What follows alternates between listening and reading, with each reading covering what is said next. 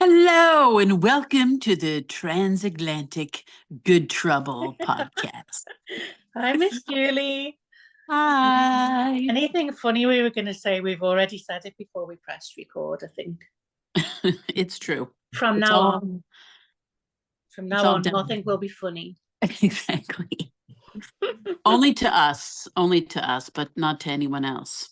Yay, Miss Julie. Well, we've been saying we wanted to do a podcast for the last 29 years. No, I don't really know how long I've known you for. At least since Texas. I've never been to Texas, only in my dreams. Yes, I know, but it was really in Texas is what inspired our connection in New York, really. So we always have to thank Texas for that, I think. Yes. So Julie, well, I first met Julie, I can't remember, forever ago through San Francisco connection. But Julie flew all the way from Texas to save me when I'd been stood up in New York for a date to see Brandy Carlisle. And she flew in all the way, didn't you, from Texas and saved me. So we'll always have Texas. That's right. That was so great. Thank God. I mean, I'm such a Californian in thinking that, everything is, if New York is just as far as Texas is just as far as Georgia is just as far as Florida, like it's all way over there. So I had no idea that it was actually, I mean, I barely got there in time for the show. Like, I would never have saved you had I known it was so far away.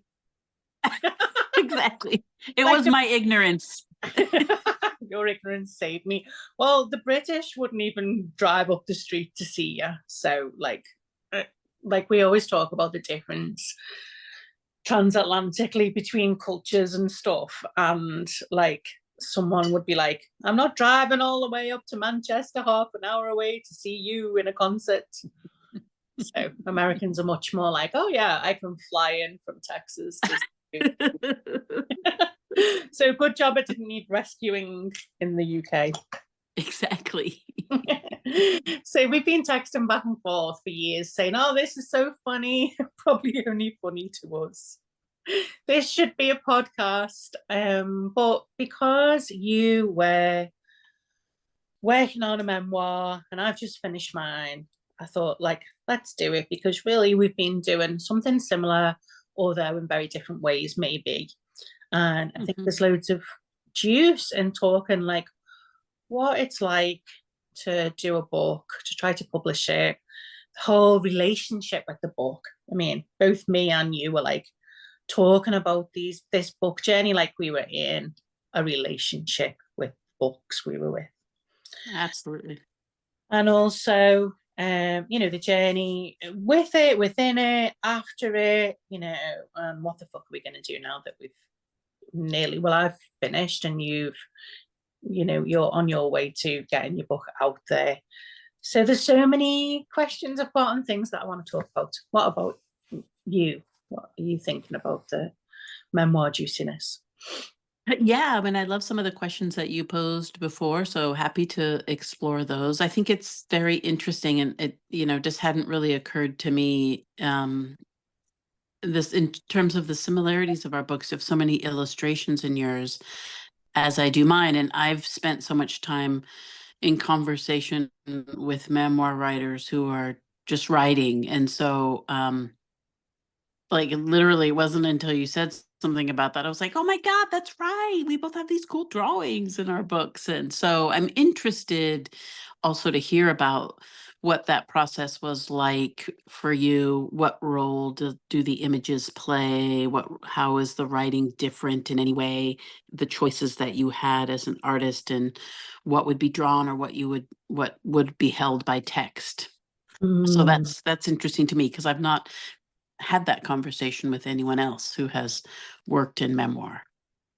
And I suppose our conversations have often been about relationships and like, oh my God, like I'm seeing this nightmare woman or this great one. And this is like a conversation about the relationships we had with our books. So that's quite good. And we can probably get in less trouble talking about that, but I'm not too sure.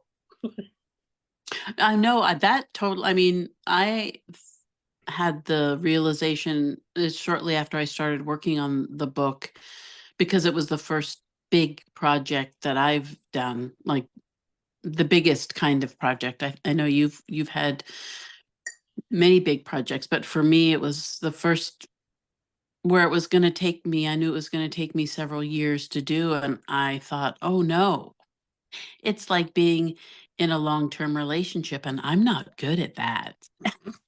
I love that. Well, you were good at it in the end. And I think for me, it's not the biggest, well, maybe I don't know. It's not the biggest project that I've done, but it's the most intimate project that I've done. Like the Mm, most monogamous relationship, like just me and the book rather than me and a whole community or me mm. and a whole tribe alongside. It was very much just me and the book.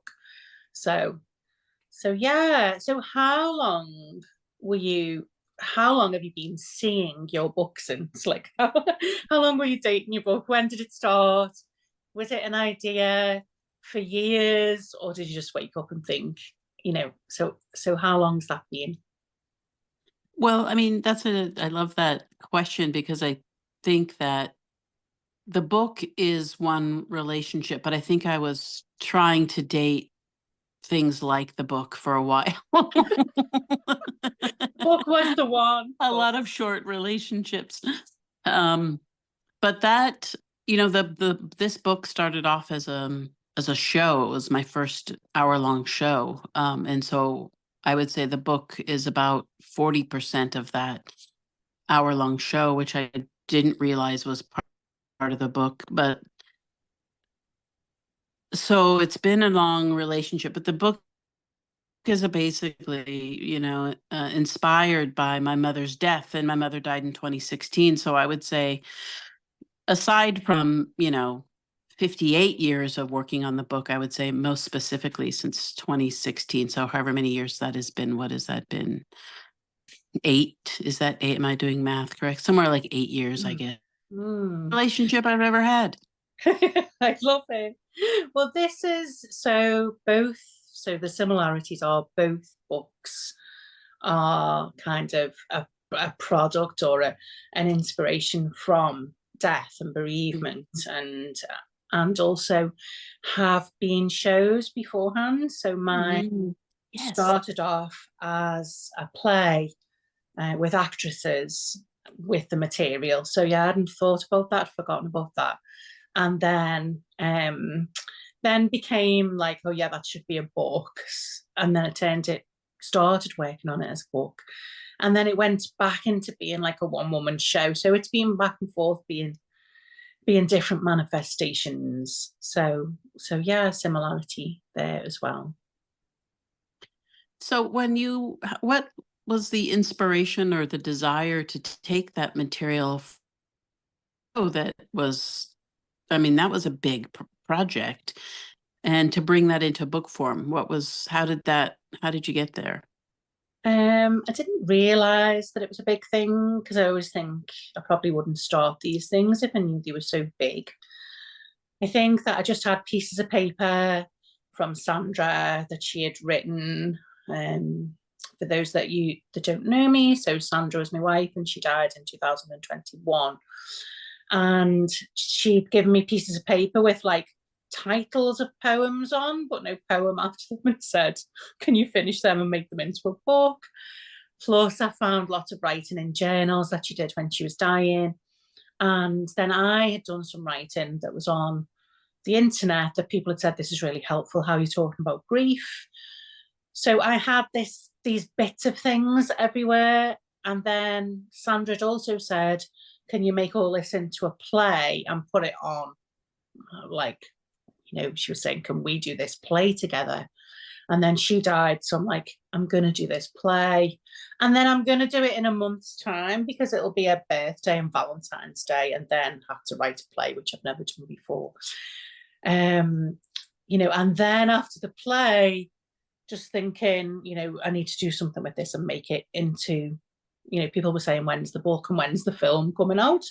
So it's almost like once I went to Mexico City for Day of the Dead, and they said that they never had a Day of the Dead until people were like, "We've come to Mexico to see Day of the Dead," like it was on James Bond, and they didn't do a big parade. So it was almost like people thought there was a book and a film and everything. So I just thought, fuck, I better write it. I better write the book because everyone thinks there is one. That's the long answer to that.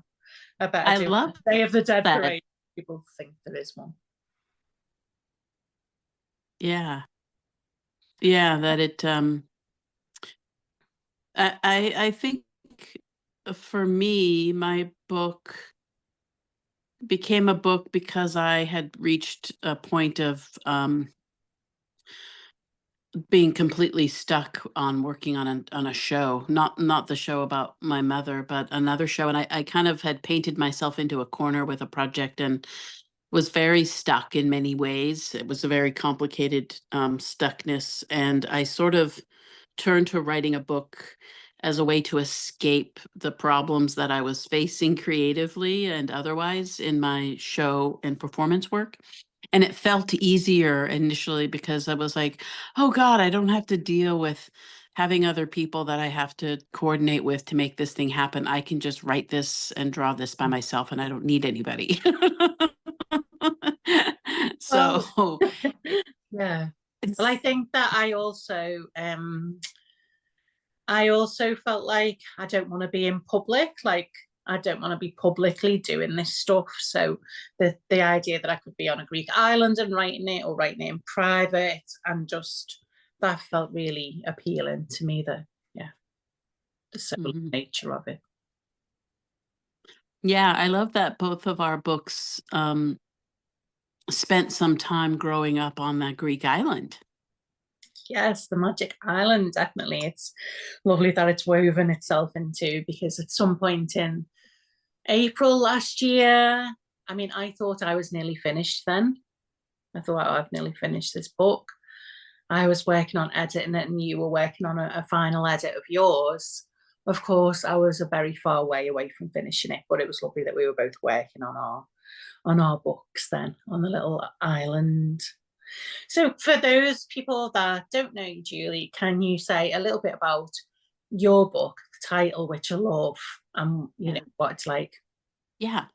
Yeah. So my book is a memoir that is half traditional text based, and the other half is comic art illustrated. And those two forms are doing something different in the book. So while there are drawings, it's not an illustrated story, so to speak. And it's about my mother's death and my relationship with my mother, my relationship with my grandmother, and my siblings growing up and the family dynamic. The title of the book is a piece, was really the only relationship advice that my mother ever gave me, which is there are worse things than being alone. And so, um, that had been a mantra for me for most of my life and have tried to fit into that in many different ways, to figure out what her koan was for me with that. But it ended up being the title of the book because it was very much about my coming to be in relationship with myself and not seeking stability and self-worth outside of myself, which had been probably the shorthand version of most of my previous relationships. So the passing of my mother I had a very close relationship with was also an opportunity to be liberated from all of the ideas that I had about myself and about relationship as well. Julie, I really, really love the title of your book. I know, I think it should be a t-shirt and a tote bag and all those things that I love to do with ideas. And I love the fact that all the way through, I was like, oh, I love the title of the book. And as soon as you finished it, you'll find love. I just have this idea in my head that, like, the worst things are being alone, and then the next. I know it's like, it's cheesy. It's very American, I suppose. Sorry, I just called Americans cheesy. But anyway, I like cheese. I like cheese. But it was like, the next book will be called There Are Worse Things Than Being in Love. Julie's like, I am never writing that book. But yeah, I love the title of the book. So did the title come before the writing? Did the title come at the beginning and then the book was written around that? I have played with that line, so to speak. I did a very short show called Worst Things, where I talked about like, well, so what are some of the worst what is worse than being alone? Most of them were relationships I've been in. I was like, yeah, my mother's right. She is worse than being alone. Okay. Uh, but in terms of it being the title for this book, I don't know when exactly I decided that that's what it was. It may have been when I made the decision to write the book because I wanted to tell the story. My mother had a very, well, I haven't certainly ever only experienced my mother's death. I would never know how to experience that for somebody else, but it was relatively easy in many ways. And um, it was a surprisingly liberating experience. And there were some very odd and funny things that happened over that 6-month period of her being diagnosed and then dying that I thought were very interesting and comical. And I thought that that's what this book would be about because the show that is also part of the book was about a bad relationship that I was in while my mother was dying. And that show was called Borderline Asshole, which, by the way, isn't the name of any reference of the person that show is largely about. In case of legal matters. Yeah, exactly. It's me. It's a reflection on, is that me? That's what that show is about. Anyways, a long answer is that the title, I mean, it is a great line, and I certainly have my mother's to have credit for that. But I think that I've been trying to find a place for that. Not just that phrase or that funny line, but a place to put to rest any of the ideas that I had, or even my mother's idea about relationship, because she was largely alone and very content to be so for most of her life, which was a good life choice for her. And it wasn't one that worked well for me, even though I tried to make that work for me for a long time. So I feel like it's a way of kind of like closing that chapter, so to speak. Yeah, when you were speaking, I was feeling like, and this might be my take on it, that that line, like those words, can almost feel them hanging in the air.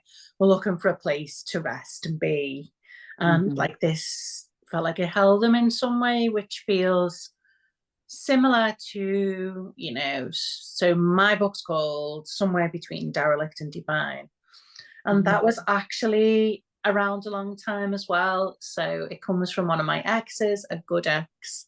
Not that we put them in good, bad camps.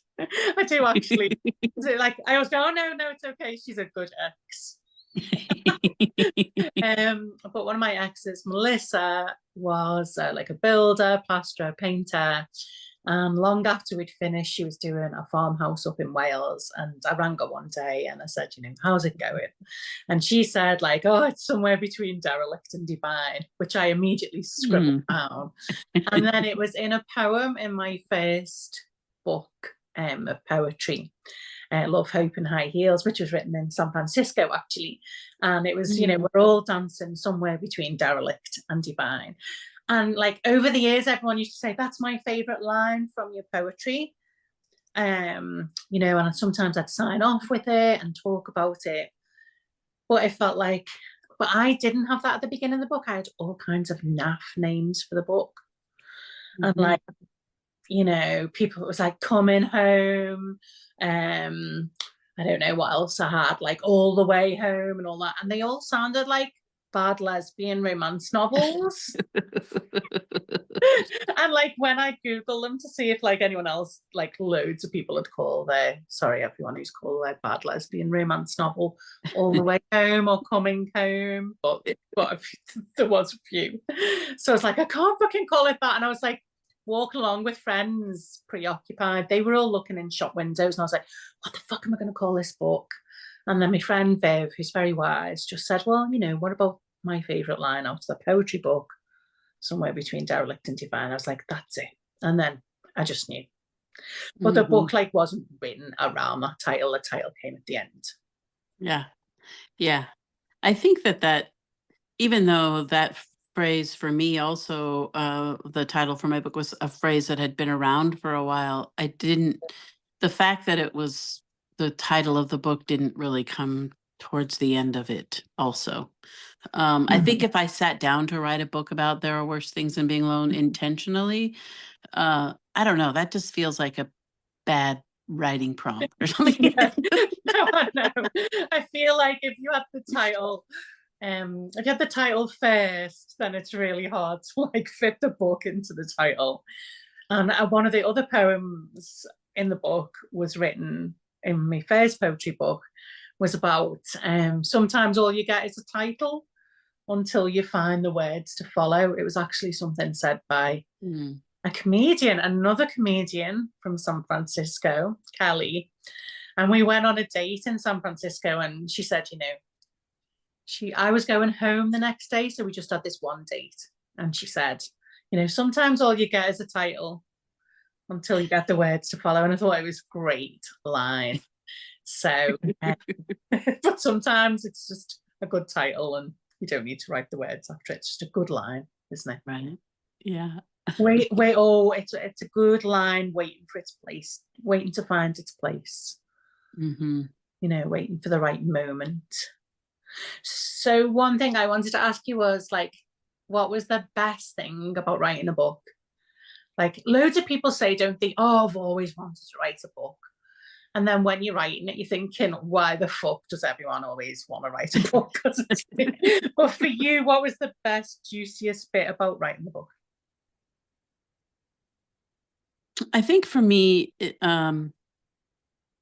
my book started off with this idea that I was going to draw an image on a piece of paper and I was going to put that piece of paper in a typewriter and then I was going to type out something else that was adjacent to that image for me. And I was really interested in that idea. That's a very specific process that I immediately realized is not any way to write a book because you can't iterate and you can't share copies with people and get feedback on it. So I had to abandon that specificity of that process, but I really liked separating out these two stories. The written part was about my mother's death, and the drawings were memories from childhood and what it was like with my siblings growing up and what it was like with my grandmother. And so I loved creating these two separate things that I knew eventually would come together, though I didn't know how. And it felt a little bit like throw it in a blender and just, mix it up. And it really kind of magically came together. There's a way in which everything lays on the page now that feels, when I read it, I'm like, oh my God, that's so smart that this drawing is right next to this other thing. And yet I know that I didn't know to do that. It just came together in that way. And I love when in any creative project, when the project starts to tell you what it is and you just get to be there to help it become that, as opposed to feeling responsible for making it be something. So I love that you just trusted, like this is what I'm doing, and it will go on its own journey. One of the things that I don't like about podcasting, or is that what we're doing? I don't even know whether it will turn into a podcast. Maybe just us blathering onto each other. But I think that's a British word, blathering. Mm-hmm. Anyway, I forgot what I was going to say now because I just focused on blathering.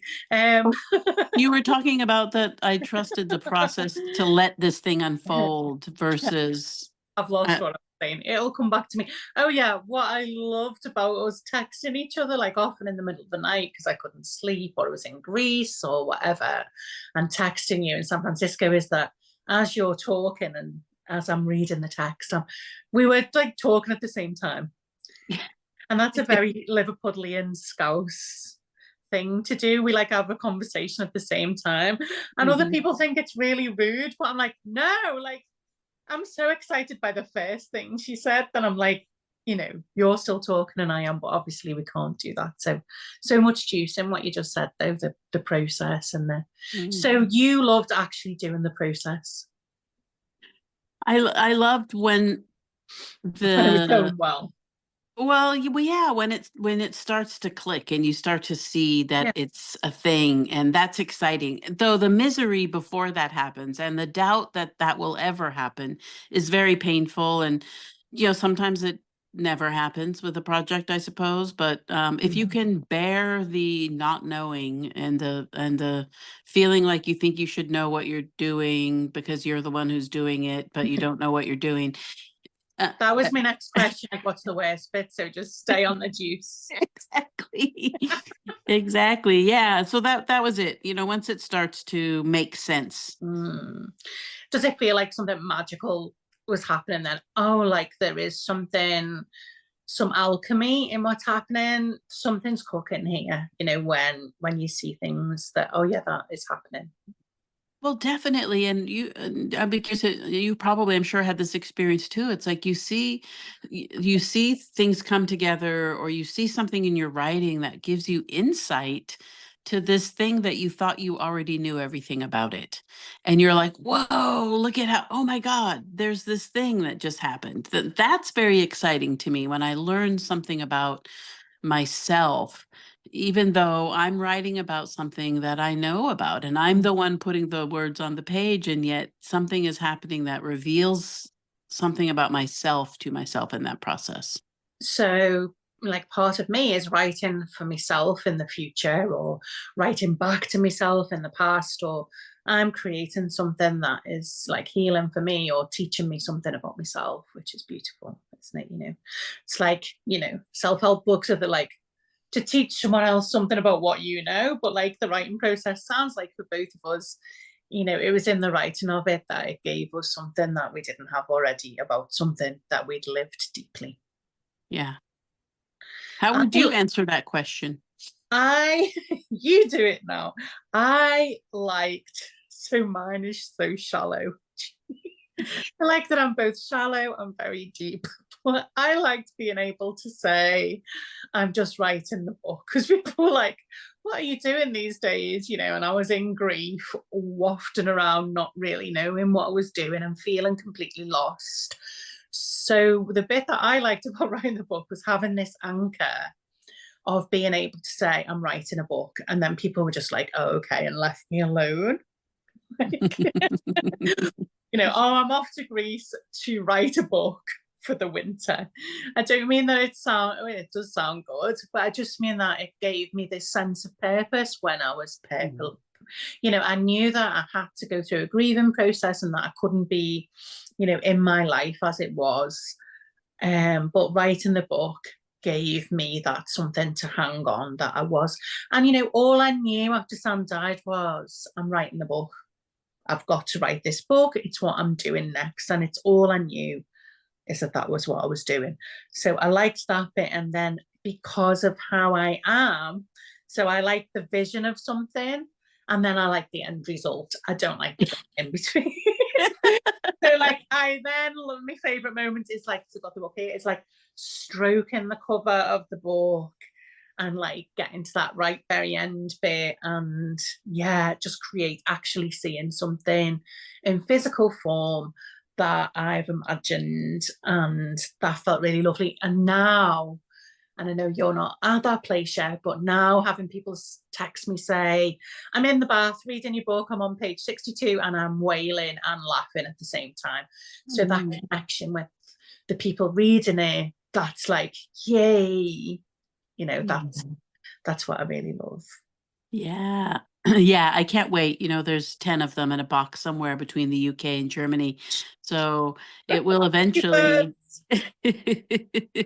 Yeah, I have sent Julie all the American books in a box to take to America, and God knows where they are. They'll find their way. They're somewhere between derelict and divine, I'm sure. Exactly. Your book is currently somewhere between derelict and divine. So on that note, what's the worst thing? What was the worst thing about writing the book? Uh The worst thing about writing the book. This is a good sign that you're pausing. It's yeah, I mean, I could say, I mean, I think it's hard to write a book. I think that's why most people don't write a book.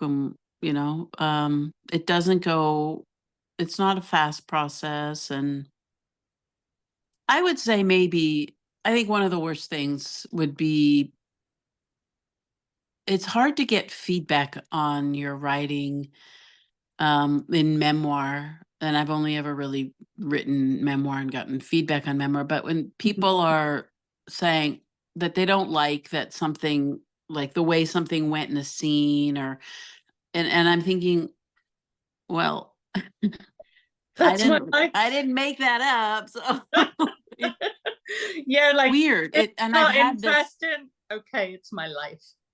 Well, I mean, yeah, and that's what's in what when you were just talking about someone texting and saying there, and like you have an intimate relationship or a close connection with most of your readers, I imagine, because you self-published and Mm. you sold the book yourself, and so most people that have that book in their hand have some connection to you, which is really interesting and lovely. And I remember as a performer, most of my audiences knew me, but when I toured, um, I had the opportunity to perform to people who didn't know me. And then it's the strangest feeling for somebody several days later to see you on the street and be like, oh, blah, blah, blah, make some reference about something deeply personal. I'm like, how do you know that about me? I'm like, oh, that's right. I got on stage and like told everyone. I get that a lot where I'm like, people will say, like blah blah, and you're like, how do you know that? Or like, and they're just like, because you've just written like, you just told us the inner soul of your life. I'm like, yeah, Exactly. yeah, I shit. mean, yeah.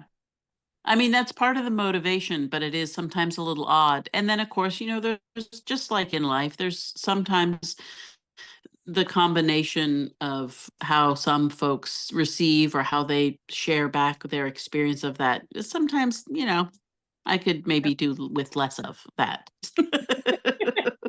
Like, okay, so I think we could do a whole show that maybe only me and you would find funny, but that's fine, about like memoir and ex-girlfriends and writing about Yes. people who are still alive. Yes. Like that's a Yes. separate thing because it's so rich and interesting to me anyway. Um, Yeah. but yeah, the like the feedback from and feedback from people who were reading it like with a critical eye maybe at points in it as well. So what was Yeah. the what was the worst thing? Was there a moment where you just thought? Was there a moment where you just thought, oh, I don't want to do this, or this is rubbish, or I didn't actually know. I don't. And hmm. even with feedback that I didn't feel was relevant to me, I did appreciate that I had a certain clarity about, well, that's just not my reader. And I've Yeah. never felt that way about my work. I've always been much more like, oh my God, oh, I hope you like Mm. it. And And so I, yeah, do you think that's because there was a certain with a book that you're removed a bit from it, so you're not going to go up on stage and someone's going to throw a cheese pie at you if it's rubbish?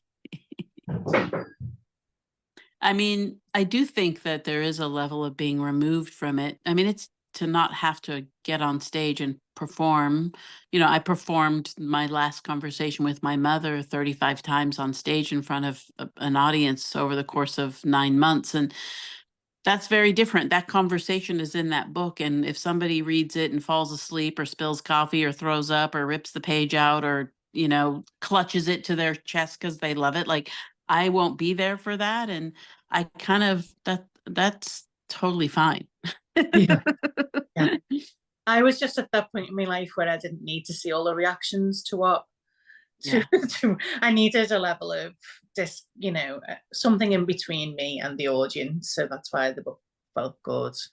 My worst thing was like, I think just I think it is a long process, and just those moments where I felt like this doesn't look like I wanted it to look, and I have spent the last 3 years of my life on this, and Mm. it's not what I want, and I wasn't happy with it, which happens at Mm. different stages. when I thought it was nearly finished. So I think my learning is, with a book, when you think it's finished, it's fucking not. So just it just started. And I think there was one point where I got one printed out just to see like what it'd look like in print. And I was just like, I hate it. Like I absolutely hate it. And it can't look like this. And I suppose some people might have given up at that point or being like, I don't know. But I was just like, right, this has to look beautiful. It can't be like this. And I need help. And luckily, found two amazing men, one the printer that then put me in touch with Alex, who was a graphic designer who was just the most delicious, amazing partnership, who said, I will sit with you. We will do this. It will be beautiful. And I think I really needed that. And it was that beginning of it becoming something that I absolutely love. But I think my worst bit was just like, thinking I'd spent all this time on it and just thinking it can't be like that. And I did hit some despair with that, like, spent all this time and it looks shit. And then it feels shit as well. Mm. Yeah. Yeah. But, just the length of time, like 3 years feels a long time to spend on something. And people would say, people would maybe say that I haven't got the focus, and in between writing this, I got diagnosed as having ADHD and thought, oh yeah, that all makes sense. But actually really proud of the fact that, yeah, for 3 years, I was in a committed relationship with the book and there was no way I was failing on it. Yeah. It's huge. It's a huge accomplishment, I think. And I would also say, Claire, like 3 years, that's amazing. Like to what you got done in 3 years. I mean, I think writing a book is at least 5 to 7 year project, I would say. Wow. Typically, I mean, that that wouldn't be true. I'm for Stephen King or whoever, but I think I just think it's amazing. What I've seen of your book and the little bits that I've read, and when you hold it up right now, it looks stunning. And so I am just so impressed that the 3 years timeline for you is for anyone is amazing. And then for you to tell me that perhaps focus and is a challenge. Oh my God. So that's Oh, thank amazing. you, Miss Julie. That's gorgeous. And Yeah. so we both made different choices about how we'd go around the publishing route. I mean, I think that could be a longer conversation, but should we just say quickly about what we chose to do? Do you want to say something about that? Yeah. This is my first book that I've ever written, and I was interested in having it traditionally published if possible. I have been given very clear, sober advice that traditional publishing is very hard to do as an unknown, especially if you're going to do a memoir, and especially if it's about your mother's death, and especially if it has illustrations in it. So I said, I want to do that. Well, we have chosen hard relationships in the past, and this was not a challenge. Exactly. That sounds hard and painful. I'm going for it. Yeah. So we'll see. I've gotten very lucky to good folks. I have an agent, which is a huge hurdle. And now we'll see if the agent can sell the book. And if the agent can't sell the book, then I will go to independent publishers or self-publish. So I'll be ringing you up so you can guide me through that process. Well, no, I hope that, I'm sure I've got belief that your agent will get it out there. And maybe we can do like another show about what that looks like what the journey towards getting an agent looks like for you, and what my journey looked like. But I mean, I have self-published books before. My first poetry book was with a very small publisher, an independent publisher. And I loved self-publishing because I love that whole creative process. I don't like people telling me what to do or telling me what to cut or that I can only have this many pages.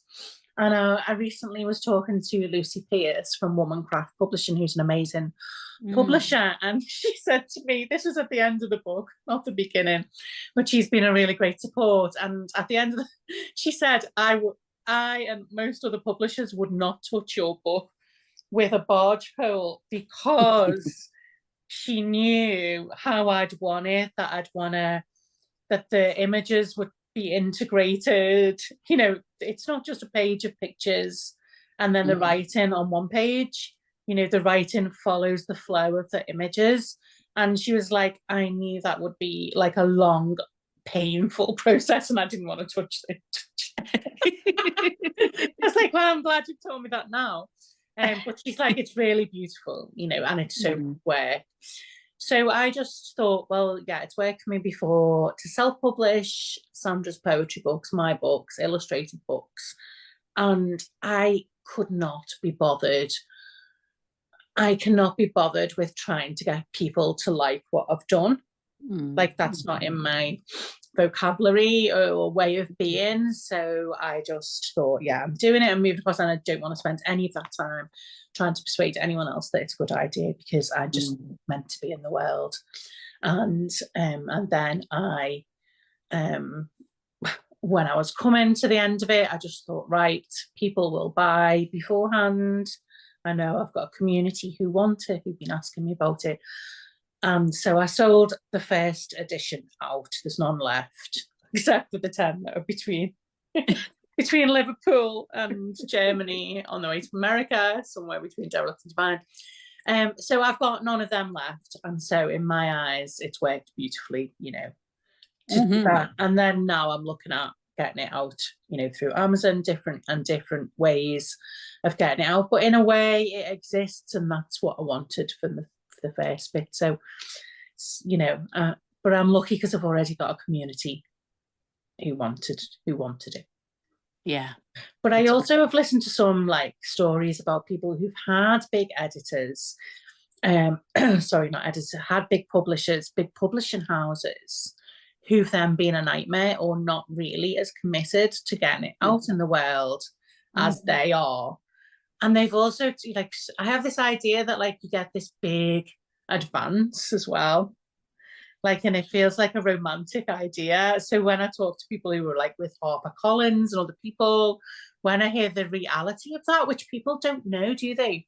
Like, No. people don't know the reality of writing a book. I'm like, really? Well, I'm glad I've, you know, self-published. So yeah. And how many copies people have sold to get in the Times bestseller list and stuff like that. But you know, what mattered to me was it just was existed in the world, and it's there. Yeah. And you've done that. Brava. Yes, and you're still on the exciting journey. Yes, we'll see. I'll have that. That'll probably be another book. Yeah, we do more podcast episodes. So yes, really liked talking to you about all this. And yeah, I thought, oh my God, what if we can chat on the phone, we can chat in cafes in Greece and buzz off each other and have great conversation and text back and forth. But, you know, we get on here and we just haven't got anything to say to each other about all this.